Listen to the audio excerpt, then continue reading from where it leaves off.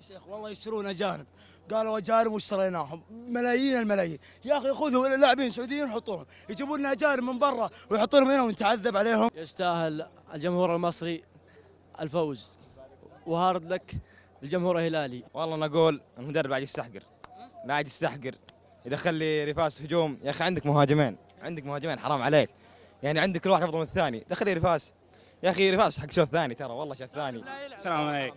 طلب واحد بس من جسس، يا اخي نبغى خريبين اساسي. يا اخي ريفاس والله يلعب من دون نفس، يا اخي حرام والله حرام نجي ونتعنى واخر شيء عمر خريبين بالدكه، يا اخي حرام. الغلط من المدرب والله، ليش طلع سلمان الفرج وادواردو؟ غير حسبي الله بس. والله شايف نفسه سالم. ما اقول سالم، كفايه سالم، تكفى خلاص. سالم الانهاء عنده صفر من الاخير. سالم سيء جدا. والله مباراة كانت صعبة على الزمالك، والهلال والله ضغط مباراة كاملة، لكن وش نقول، هارد لك الزعماء.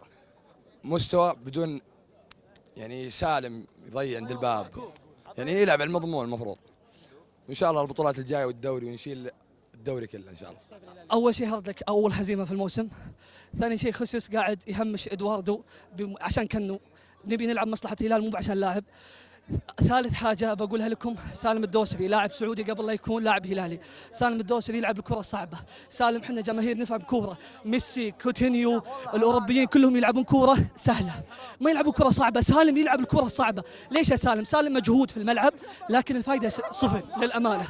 نبي من سالم، احنا ورانا كاس آسيا، ورانا منتخب. سالم حنا نبي هالكلام لمصلحتك يا سالم، تكفى يا سالم. زائد سلمان الفرج يحمل قيادة إشارة الهلال من بعد ياسر القحطاني. سلمان الفرج اليوم طلع ولا كأنه قائد، تصرف همجي. سالم حنا هلاليين احترمنا كجماهير، احترمنا كجماهير، انت احمل شارة افضل نادي في اسيا. سلمان الفرج احترمنا. سلمان الفرج احترمك انا صح، بس مو جالس يتعالى على الفريق، الفريق اكبر منك والفريق ما يوقف على سالم وعلى سالم. معكم لاعبين العبوا صح، حرام اللي يصير في الهلال يا اخي. مدرب طيب سالم مع الكورة ارفع راسك، مو لا تناظر لي في الارض. الهلال الشوط الاول من الدفاع من بوتيا، اتمنى يصحح اخطاء بوتيا لانها صارت بكثره الايام ذي، والف مبروك النادي الزمالك يستاهلون. اليوم غياب قميص، اليوم ما لعب نهائيا. سالم الدوسري 3 انفرادات على الباب ما سجل منها ولا شيء. سلمان الفرج صراحه هو اللي ضيعنا اليوم صراحه. نبغى لاعب بس لاعب يشوت زي الناس، ما في معقوله لاعب واحد ما يوصل كوره، يستلمون كوره كل واحد راسه تحت، ارفع راسك العب عرضيه واحده صحيحه بس.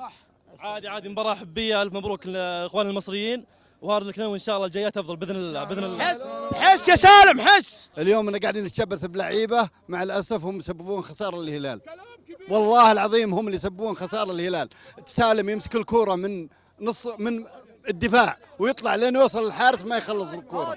والله معليش والله سالم الفرج، سالم يرجع من الدفاع الى الهجوم ولا عنده تخليص هجمه مره، بس يرجع همج وراسه تحت.